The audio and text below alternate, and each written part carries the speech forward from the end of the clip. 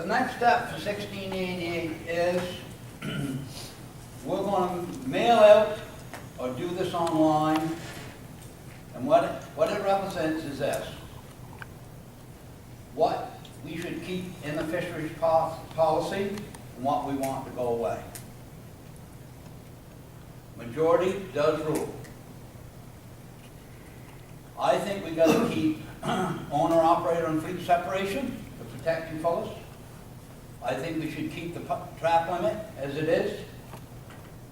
That's only me. You fellas are going to send back the information, we're going to pick it apart. We should keep the tag system. We have about 30 or 40 different laws about this fishing industry, lobster industry. Only one man was ever charged. He was from Cape Palm. Dave Gordon. Every one of us is in violation. That goes to prove to you how dirty this government is. What came out of the charge, Steve? What? What came out of the charge? He had a $5,000 fine, 3 weeks off the last week, 3 weeks in May, and had to pay his lawyer. And you know when you get a black market in the fisheries in the court of law, guess what? The second one ain't that great. And after that, they didn't uphold it? I don't know. I don't know whether they thought that probably that it was not constitutional, or whether I don't know what they thought. Who knows what they think? Nobody else was charged. Nobody, as far as I know, and don't get me wrong, I don't know everything about this industry. As far as I know. I went to the advisory board and told them, I said, look, you folks gonna let this happen? Nobody never commented. Nobody never sat up and said, no, we shouldn't have this. That law should never be on this board. No. At least there's timber and trap laws on the books. I don't believe in paying $18.90 to go to work, neither. That should never be. We had about 800 licenses in three mailbags. The Minister of Fisheries was gone. Automatically, just think how convenient was that, to say, well, we're not around today in Newfoundland. I believe that Ice and Spinning met with him the next day. Let's talk about the 1890 first. This is the 3 levels that they wanted to do to you folks. 1890, 2 years later, 5,400. 4 years later, 11,200. And don't forget, one swipe of the pen from the Minister of Fisheries, that can change. Anything can change. Anything. We had made a mess for 21 years. You're not going to overcome this in, we'll say, 8 months. You won't. But eventually, if you're all on side, and that's what we've got to have, you guys, everybody's got to be on side here. You got to join 1688. It is your voice. We represent the industry. We have nothing to do with the government. Nothing. Wouldn't entertain that foolishness. Every time I went to a meeting, we lost ground. I came out of that, I could chew spikes off the things they done. I can talk for 5 years about the meetings. 5 years. They told us there was no relationship between an offshore lobster and an inshore lobster. Dr. Wilder, he was some wild too, I'll tell you that. Dr. Wilder, just imagine. He had a science DFO lobster fishery. He was wild, all right. And I said, and where's this line? Well, he couldn't tell me. I said, do you know anything about lobster fishing, or do you know anything? Have you ever been in the boat? No. Have you ever hauled in a gear? No. But they come to your fellows' meetings, not our meetings, because I ain't going to let them talk anyway. I will never let them do that. And tell you how much they know. You know what they know? Abuse. Vicious propaganda. That's what they know. And every time you turn around, there's a new one comes to the meeting. And every time you fellas turn around, not every time, but when you go to the post office, you get a bill from the government. State board inspection. Folks know about that, don't you? Tell me when you make that call, it's $500. Well, I got a solution to that one too. Turn it over to private enterprise. Get 4 or 5 or 6 companies that's qualified, let them get in that boat and let us take it apart and do the steamboat inspection for you people. You can't keep letting this happen. It can't be done. Because here's what the government is thinking of. Some way to control you people, to put you out of business and turn it over to the corporate world. They're trying to invent a camera to identify everything you do aboard your boat. It isn't like a camera to go fishing, where it looks at your speed, your direction you're going in, and a couple other things. No, this is going to identify everything. What you eat, how many pots you haul, what kind of bait you're putting on, your GPS numbers, and believe me, it isn't going to cost $2,900. This winter, you will have observers aboard your boat. You will, unless we can stop it. But we as 1688 can't do anything unless we get the majority. We have to have, well, I'm telling you, I don't have any idea why people don't join 1688. Anybody that goes hunting this fall will spend $250 on their carrots and apples. Now, the people that joined 1688, I take my hat off to them because they had courage enough to believe in us. They did. And thank God they did join. But as I say, we need the double amount of numbers, and then we can do some things. Some serious things. We want to tackle different things. We'd like to go back and tackle some things about ground fishery. We can do this. And while I'm thinking about this, don't think you're going to get help from the politicians, from the government, from the bureaucrats, because you're not. You don't need it to start with. Here's how simple this can be done. Give us a majority. Give us the numbers. The politicians, the bureaucrats, the government is not going to help you. They're going to destroy your livelihood. You know that. This winter, gone by, they started to wake owner-operator and fleet separation off the boats. You fellas don't realize this, how much help you had. You had 33 colleges across this country with your allies. Special interest group, 1688 too. Good thing that happened. The heat was on Ottawa, and Keith Ashfield was waiting to leave it in the fisheries, the policy, okay? And the sale. That's still there. That's your protection. But you guys can't keep doing this. This man, Vincent, will talk about quotas. We got Ray Muse over here, Long Green Insurance. He has a good program. Stephen's got a couple things to talk about. And I'm a little bit ahead of time here, but anyway, I said about the members. You got to take the hat off the members that joined 1688. At least they had the courage to join. Is there anybody here that wants to join 1688 that isn't a member? If there is, I can look after you after the meeting is over. Okay. I'm not going to really crap too much on the advisory boards today. I'm going to give them a little time. But I'm going to tell you something. If there's new blood in there, and I'm hoping that things are going to change. So far, the advisory board, and I've said this before and I'll say it again today, has entertained the government's foolishness. Whatever the government wanted, they delivered pretty well. I'm hoping that this is going to change. We need them. We need them guys too. We do.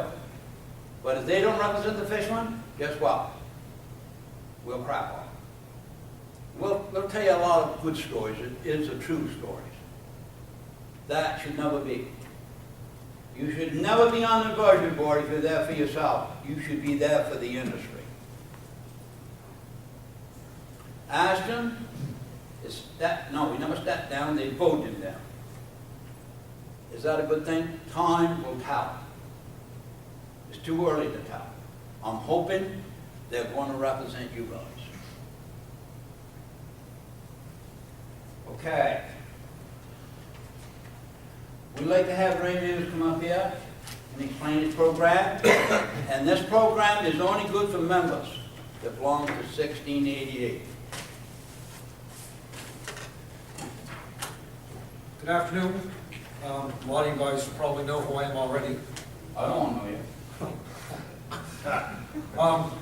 We were approached by the 1688 back in April to provide you guys with the opportunity to join a fleet marine insurance package. It's the philosophy of buying power, same as voting power, buying power. The more people you can get together, the more power you have to save yourself some money by better coverages. We're honored to be able to provide that service to you. The quotes are of no obligation. We don't tell you what you can do. You don't have to buy from us because you talk to us. We appreciate the chance to do that for you. We applaud your efforts to keep this industry going, because when your industry goes, so does mine. You guys pay my bills. We'll stick around for a little bit afterwards. We sent an information package out to you guys probably the last week of May, first week of June. Heck of a week, heck of a time. You guys are hauling your pots up, getting gear ready, and trying to have a rest. We have those applications with us. They literally take about 2 minutes to fill out. Essentially today, all we need is your name and your phone number and a good time to contact you, and we'd be more than happy to provide that both for you free of charge. And hopefully we'll get a chance to talk to you afterwards. Ladies and gentlemen, thanks again for doing what you're doing. Stephen Gorham. I'm the fisherman. I'll tell him. Jeff Irvin, he works for you guys. He wants you to help pay for it now. On May the 31st, 2011, he received a grant, that he don't no payback, a grant for 1.9 something million dollars.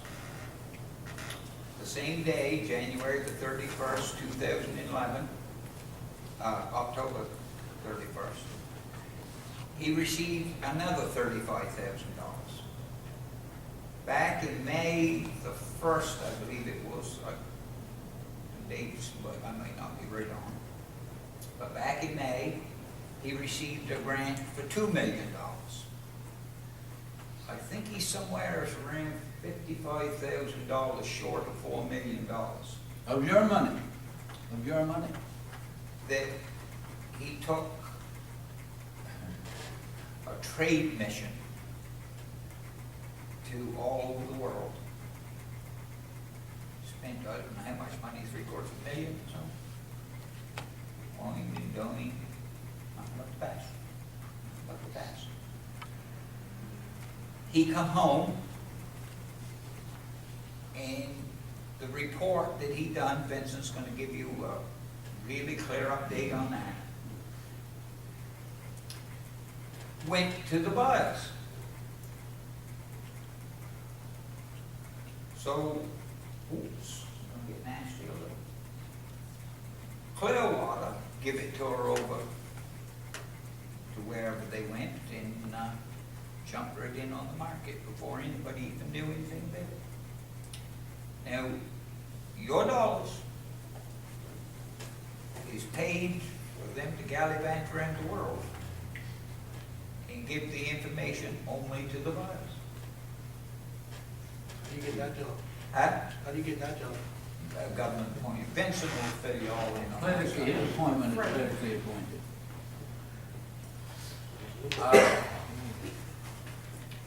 Most of you know me and James, and James gets mad when I call us state gangsters. Because we've never killed nobody, we've never hurt nobody. But we played the game, baby. We played it big time. We was good at it. Buckled fish, tuna, swordfish. Damn good at what we done. Damn good. It's the same game today. The only difference is we've on the road in reverse this time. Playing the same game for the good of you guys instead of for our own selfish game. You are wasting my time, Erica's time, and James's time if you don't get behind us. You need us negotiating a price for you this fall.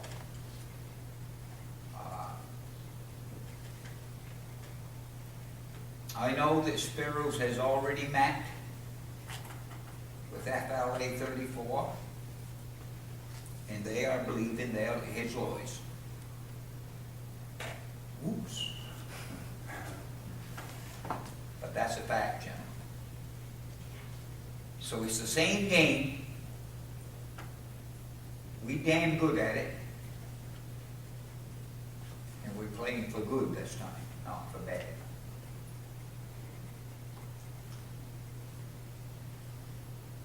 You need us.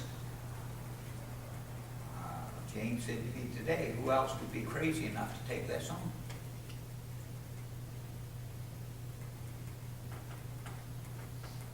And it's just a plain waste of time if we don't have a majority.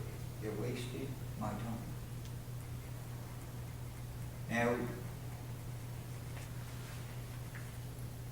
they say that we haven't made a difference. The strike didn't make a difference. I built double the boats this year. And I think that's because the price was $5. And you all know the price was going to be $4.50 and $4 before the season was over. Lord. And it did not go there, did it? It stayed at $5. We did make a difference. We will not listen to their bullshit. We have been there many, many times. They can't fool him. They can't fool him. We need to be players. We need a cannery. Well, right off, James gets mad when I say cannery. We need a lot of fish facility. We've got about 15 underutilized species that we want to pursue. We have value-added product we want to pursue. James still has a fish buying license. We need to make a start. This started back in 81, I think it was, when us pirates burned the boats in Pugnago. And believe me, Woods Harbor has played damn dear for that. How did they win? Back to the game. They divided you. They separated you. You didn't speak as one voice. So you gentlemen that are got some common sense, you need to talk to your fellow fishermen. If we're not negotiating the price for you, I guarantee you won't get over $3.50 because Spiros has already met with them and he's telling them that's what it's going to be. Is not the rumors going around? Rest my case. Rest my case.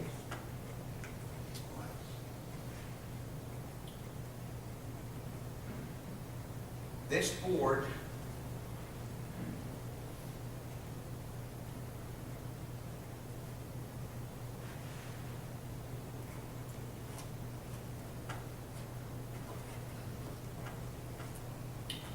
has your folks' interests at heart.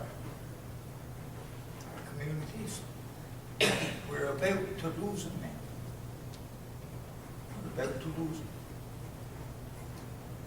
I had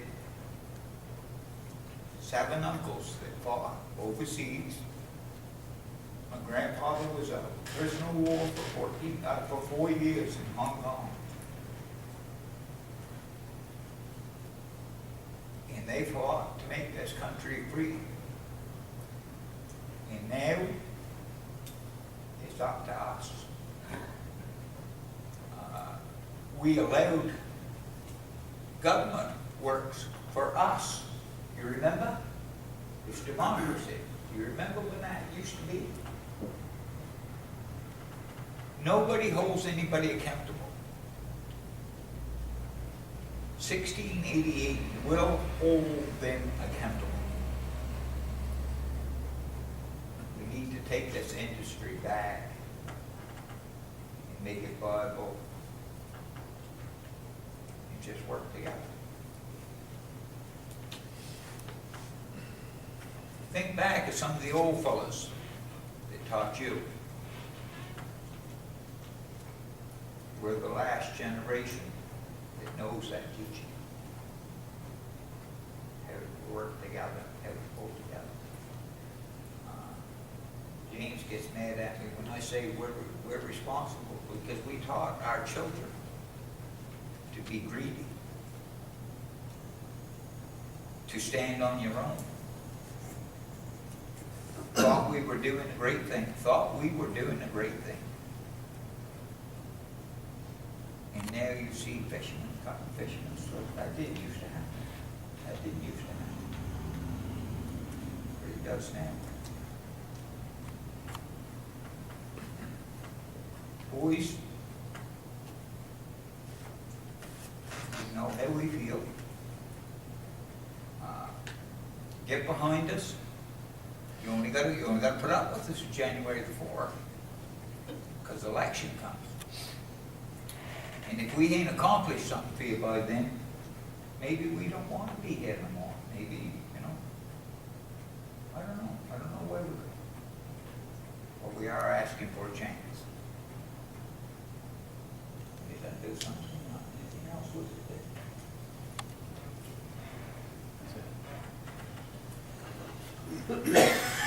Most lobster fishermen that I talk to, they said we need changes. And if I mention anything, oh, we can't do that. Mention something else. Well, we can't do that. Well, if we need changes, tell me what the changes should be. Tell me. Well, I don't know. Listen, every year I do my homework. Every year. This has nothing to do with 1688 because 1688 wasn't born until January the 4th. I talked to only 3 lobster dealers in this area. That's how I know. I talk to 4 accountants every year. The people that's going to tell me the truth. I talked to the Brunswick boys. I sold lobsters to the lobster processing plant in New Brunswick myself in 1970.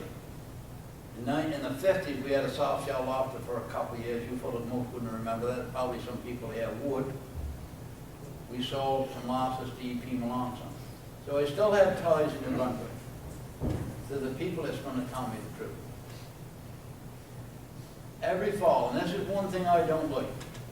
Every fall, the canneries, the lobster processing plants are full of lobsters. They got all kinds of inventory. That is a damn lie. That is a lie. And I will do my homework this year. When it comes November, I will do my homework. This industry cannot be run by the government and be fruitful. Can't. And by the way, we don't have anything to do. This has got to be voluntarily done by the fishermen. 1688, because once you get the government involved, you know what happens. You know what's happened over the last 21 years. Nothing but abuse and taking your freedom away. You've got to remember that the government don't own this ocean. You guys do. This is your ocean. This is your business. Now, I do have a buzzword to this meeting. But I've heard this so many times that I really don't like this word. We gotta go harder. We gotta go harder. We gotta go harder. Because the price is $3.25. Well, what happened? You went harder for the last 4 or 5 years. What happened? I bet you never put much money in the bank. You did. Guess what? You're a member. So what I'm saying here is, there's a little buzzword here. Don't go harder, get smarter. I know you're born to fish. I know you fellows are born. It's born in you to go and drive it as hard as you can. But you can't drive it any harder than you've done the last 5 years. There's no way. People have fell asleep on the shore, smashed the boats up, run each other down. How can you go any harder, really? You can't. And look what you've done. To have a good catch, you've got to have a good crew. A lot of our good crew members is gone that way. We drove them there. Whatever. Whichever way is west here. No, the Yarmouth Harbor is this way. No, I come up and down the harbor this way. This is north and south. That's got to be west. Okay, that way. Okay, we'll go that way. We'll go that way. Just when you're more sure. But it don't make no difference. It don't make no difference how, but it's still Alberta. Woods Harbor is a very small community. And I just don't relate to Woods Harbor. This happens in all the communities, and actually your community is my community. We had 18 young men in Woods Harbor in January this year. 18 young men that probably 50% of the shore is not going to come back. They won't come back. They got to feed the families. They have to. They got to have a good job. At $3.25, that crew member is dependent on at least that 6 months' work. He's dependent on a full year's work. Drawing a little unemployment after that. How's he going to feed his family on $25,000 or $30,000? He can't do that. Not gross pay, there's no way. Can't be done. That wouldn't buy the essential part of life for a mother and a father and 2 children. It won't. It is bad. There's no doubt about it. I have a direct line to social services. I do. I won't tell you who this person is. 1 out of every 5 children in Chatham County goes to bed hungry. And I know what I'm talking about. I do. When I get out in the public, they say, well, I tell them, I said, the courts are wrong. And I'm getting off the track. The courts is wrong. The most they'll get is, with 1 child, single parent, gets $400, basically. That wouldn't buy their sneakers and their jeans. Well, they say they can't give them more money because they gamble and they play BLT machines. All mothers are not bad mothers. Most of them are good mothers. It's pretty scary at that. 46 homes in Woods Harbor is not lived in. We've got a small community. Most we ever had is 1,200 and change. In 1999, we do the census ourselves. My friend does, Peter Stoddard. We had 1,200 people. We're down to 900 plus people now. If you fellows keep going the way you're going, we ain't going to let you do that, because we're going to negotiate a fair price. We will. One of these things on the ballot here, it says here, no pots on the wharf till we confirm a fair price for the lobster fishermen. No pots on the wharf. If you put your pots on the wharf, I'm leasing that excavator. Jackie Gunn, I hope you do this first. And Jackie, I'm not going to be kind here. I'm not going to dump him overboard. I'm going to beat him up with my excavator. It's not very nice. Vincent, it's your turn. Teams out.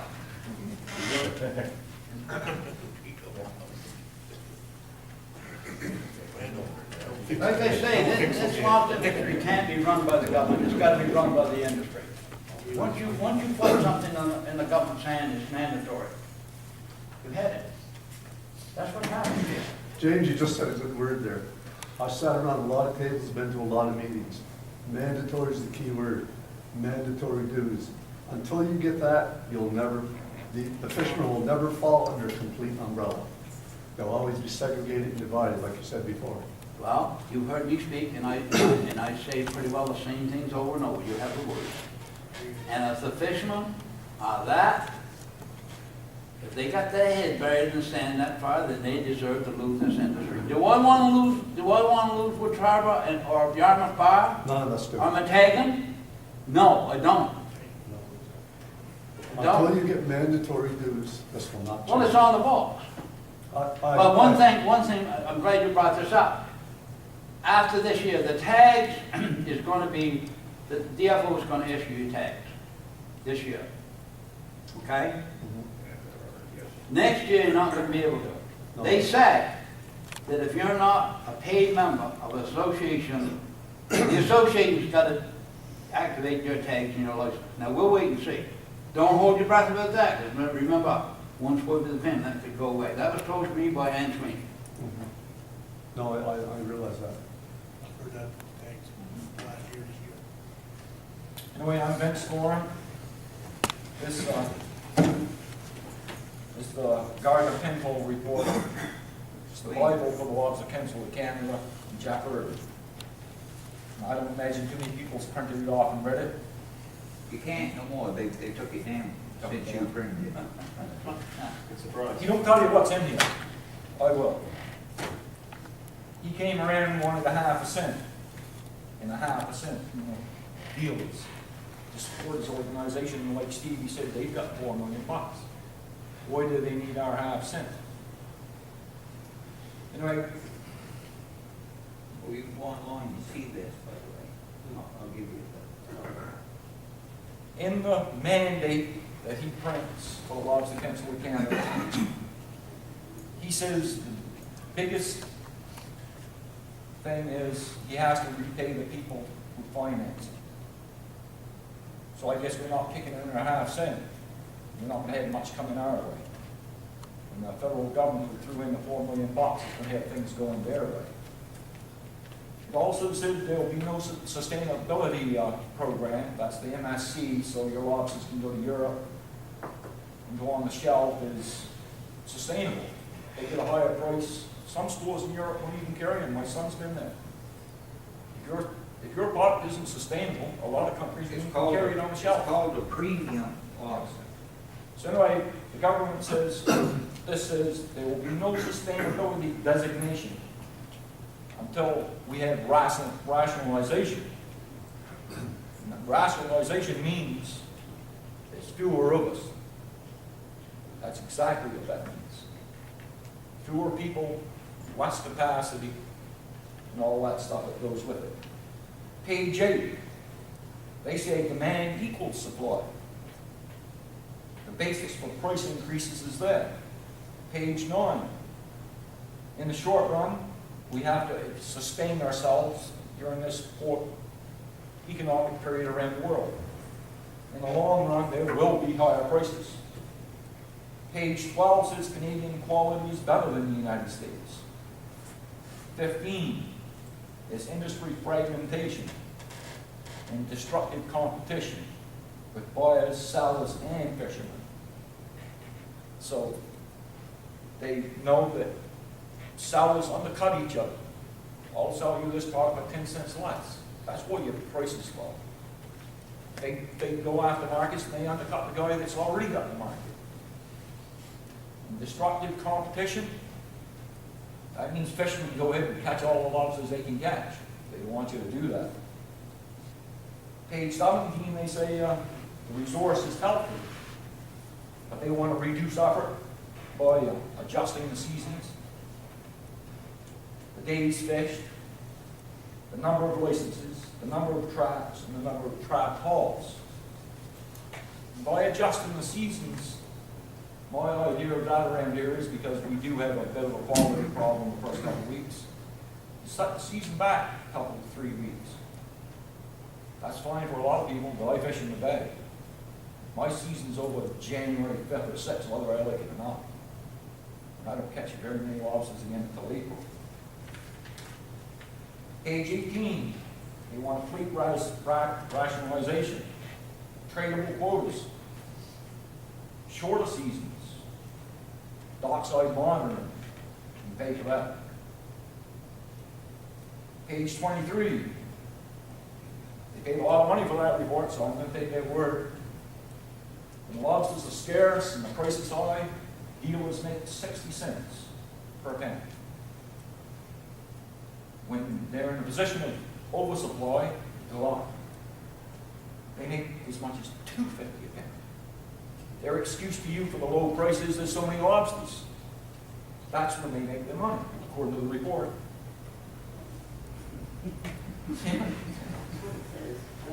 Process of page 27, process of revenues have recovered in the last 2 years. So I guess they're not as bad off as they're telling you.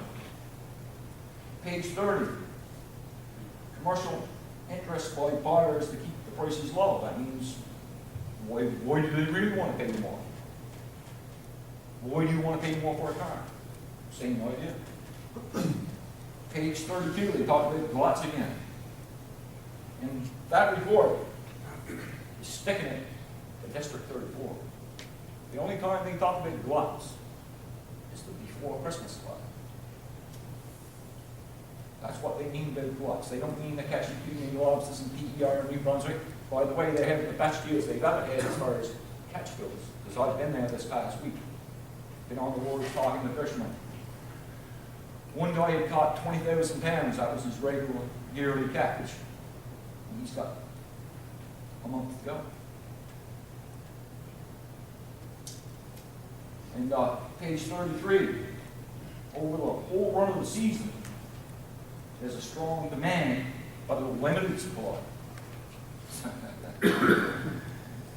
And page 25 is more or less a joke. It says buyers do not own fishing vessels. And that buyers do not own fishing vessels. Page 37. Shippers and processors undercut each other. Page 49 is even a better joke. DFO effectively plans, manages, and monitors fish, ensuring population is protected. Page 50, competitive fishing equals gluts. Separation of harvesting and shipping equals limits on effective marketing. That means because you catch it, and supposedly the buyers can, that's ruining their markets. Page 52, destructive competition erodes long-term value. Page 53, they want us to commit to structural change. Page 55, they mention how these things are going to happen as the industry restructures itself. Page 64, as the prices go down, we should decrease the supply. That means when the prices go down, we should go fishing. 66, over capacity in most areas because catches go down as the season goes on. Like they think you got over capacity if you can't go out and catch every day. Well, you catch the first day in this fall season. Just because your catches go down, we have over capacity, I guess. We have enough the first week or so, and after that, too much. Page 67, they want vertical integration in ITQ. Vertical integration is when the companies own the issue, the quota, the boats, the companies, the trucks, and ship them to the states all themselves. See what that's done for the fishing. And that's what I can't understand. Fishermen, why is the lobster industry any different than other fishers? What makes lobster fishermen think we aren't going down the same road that everybody else is going down? Are we immune to that? Are we different? Don't think so. Page 68, they want to cut traps by 25 to 50% during the first 3 to 4 weeks of the season. And then, as the catches drop off, they'll let you put 3 more pots in. They mention ITQs again, they want to do quality testing. Page 71, ITQs again. 73, supply control. The only way you control supply is quotas. Page 87, it says this, for black and white. Eliminate competitive fishing. And I was talking to a fisherman in my hometown, I won't mention his name. I'm not a fisherman, I love to deal with. And he looked at me and he said, I was talking to a fisherman in Cape Island, and I thought he was quite smart. He says, he looked at me, he says, geez, us fishermen would like to have quotas. He looked at me and says, I do too, because the 10 years I'll own it. And he laughed. He'll buy it. Who can blame him if it's out of buy? He's But already he done laughed. it in other fisheries. He laughed, because he says, if it comes to ITQs, oil own it. That's what he told me. And I believe him. He's pretty successful. Anyway, government is trying to divide and conquer us. You know, they're looking at all the other areas. And Daryl McIver from District 26 up on the Northumberland shore had a thing in the National Fisherman, and he had it in the Amherst newspaper lately that we were overpaid the last 3 weeks of the season. And that caused a chain reaction because we got what we got the last 3 weeks of May. It was a chain reaction, and that's why all the rest of the fishermen are getting such a low price now. Yeah. No, that's what he says. It's in the paper, it's in the fishing paper. Yeah, no place, because they don't have a voice, and they don't have an Some association. dealers in Maine have tried to claim that too, because us in 34, whatever, or how many of Anyway, then he says, we were overpaid and he didn't limit the supply. Well, geez, I didn't go lobstering for 7 or 8 days, so I think I sort of limited the supply. I'm sure there would have been as many lobsters in my traps if I'd gone on a double set, let alone a 7 or 8 day set. So we got more. And what they're doing now in the other districts is they're going to watch District 33 to 36 to see if we play the right way. I've been in PEI this past week. The other districts. Oh, The other districts. They They'll watch already us to see watch if we play the game. I was in PEI just last week. They're getting $250 and $275 for their lobsters, and they're going straight out. They're not limited in their supply. They're going to look at us, and that's one of the things on the vote. Whether we should limit our supply, and maybe we should be an industry leader and do it. But I guess they're looking at us, and they're going to have to be industry leaders and make the right choices. This no tag thing, they're not going to supply the tag, so I'll tell you. If 1688 don't have enough paid up members, the government's not going to give any organization in District 34 the opportunity to supply tags, because the only people that can supply tags are dues-paying membership. And if we only represent 25 to 30%, or if only 25 or 30% of the people join us, so this association, they're going to say you don't represent enough people. And it's plain right down. If you think about it, a lot of people will say, "Ooh, no tags, I'm going to fish like hell, I'm going to catch a lot of lobsters." Hey, that'd be fine for a year or two, but then they're going to look and say, "Hey, it's being overfished.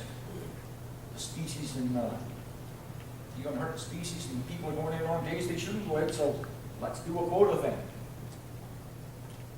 So no tags is not a good thing in the long run. You'll end up going right the road they want you to go. Observers aboard your boat. Well, that's not a new thing. I've voluntarily taken a few out myself. They do length measurements. And I was an observer back in the 70s on the foreign fleet. So I've done a bit of this history. Just an aside, my brother's in Alaska. He's basically been all around North America as an observer. So I know what's happening basically everywhere through my brother. My daughter was one of these fishery science research people, so I know pretty well. The observers aren't bad. I had one observer aboard my boat, and they wrote down, I catch a lot of small lobsters. I know some boats, whatever is in the pots, usually the big ones, but I catch a lot of small ones. The observer's boss changed the information on my catch. Says you can't move that many inches. So he just got rid of all the small ones on his little graph things. I don't believe, I was an observer back in '78, I know a lot of people fake it. They send you alone on a foreign boat, do the work. I know a lot of people didn't do the work. They just, it's just a bell curve, anybody can do that. It's nothing to it. A lot of the information they have is no good to start with. Sterling isn't being very helpful. Gee, let's not talk about that. Back in March, I was on the way to Halifax and I heard they were having a fisheries meeting of all the Atlantic fisheries ministers meeting with Ashfield at the airport. So I said, I was in town to get a suit. Boys really need to listen to this story. I was in town to pick up a suit to go to my son's wedding. Got married in July. I had a new suit. So I said, I know what I'm going to do. I threw on my suit the next day and went out to the airport, got a newspaper on my arm, read all the little signs how to get to the meeting, took the elevator down, looked like everybody else, I guess, had a newspaper and a coffee and a suit. Nobody asked me to hold on. First guy I saw was Sterling. He said, good morning, Vincent. What are you doing here? And I just got to him. I know Sterling since we went to school together. I've known him for a while. Anyway, I went. that, Vincent, you went to school with Anyway, over by the entrance of the room, I was going to have something to say. I figured I'd get kicked out. But I was going to say something before I get out of there. There was a bunch of packets by the table, by the door on the table, so I picked one up. And guess what? 1688 was on the agenda. The federal minister and all the provincial ministers were going to talk about 1688. So anyway, I got lucky. Minister Ashfield smokes. Just as I was trying to make up my mind how I was going to get a word in, he walks toward the door and reaches in his pocket, a real cigarette. pulled out a pack of smokes and hid for the exit. So I said, I chased him into the wall. Had one-on-one with him for 10 minutes. He listened. I doubt very much it did much good. And I just laid it out that, what are you doing? Sterling pretty near refuses to acknowledge that 1688 was even on the agenda. He wouldn't tell me what they talked about. It was on the agenda. I picked it up, put it in my pocket, well, I shoved it in the newspaper, but a little bit later, Ashfield's secretary came up and asked me if I took any paperwork. I thought about 5 seconds, and I said, yeah, I did. So I didn't want to end up in jail. So I handed it back to her, so I have no evidence. I had to give it back, but I know, I can read. We were on the agenda and Sterling won't tell me what was said. I don't understand more. Controlling interests are slowly taking over. That's all I'll say about that. Government will do nothing about it. They've known for a long time what's happening. I've been told by people in fisheries that they told higher ups about it, but they just poo-pooed it. The government has 2 policies. They have the one they write on paper and send it to all the fishermen and tell you that they're going to protect the owner-operator and fleet separation, but they have another policy that the real one they follow, they're not doing nothing. Companies don't go and spend millions of dollars getting licenses if they don't know what's really going to happen. You got the report. Anyway, what they do for big companies. We have a glut in the wintertime, supposedly. Now, I know a lot of swordfish stickers and people that go halibut fishing. When you're getting close to the quota, they get on the set and say, hey, that's it. I know for a fact that last year, swordfish stickers had 139 tons to catch, and that's exactly what they caught. And they were cut off. Well, was allowed to catch in 2010 85,000 pounds of lobsters extra. Don't sound like a lot. In 2011 they were allowed to catch 165,000 extra pounds. But you remember, if they went over the quota, it's at the end of the year. You know when the end of the year comes, we're gearing up to go lobstering. government will allow them to put those lobsters on the market when our season is starting, just to make things a little bit worse. They allow to do that, they allow them to do that every year. So anyway, we need to work together, we need to get organized. If we don't have enough people in 1688, there won't be any tags, and really, that's a bad thing. In the long run, that's a bad thing. This, not tomorrow, but next Friday, I've got a one-on-one meeting with Robert Chisholm in Dartmouth. He's the MP, he's the local MVP critic in fisheries. I'm going to go speak to him, and I'm going to try to voice some of our concerns.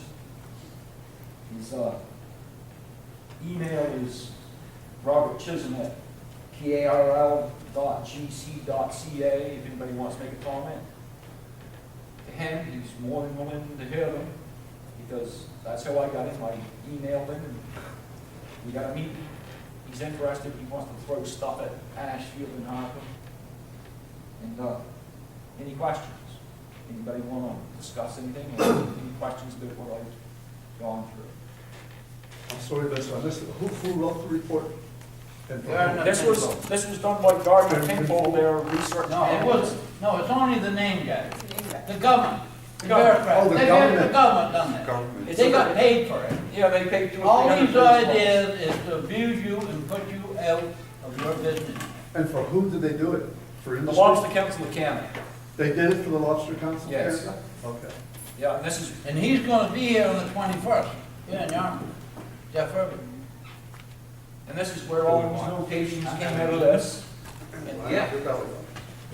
21st. that's I all. wanted to ask you where the pavilion. How come they didn't advertise that he was coming at the Wesleyan? Like, it seemed like he was there, nobody knew he was gonna be there.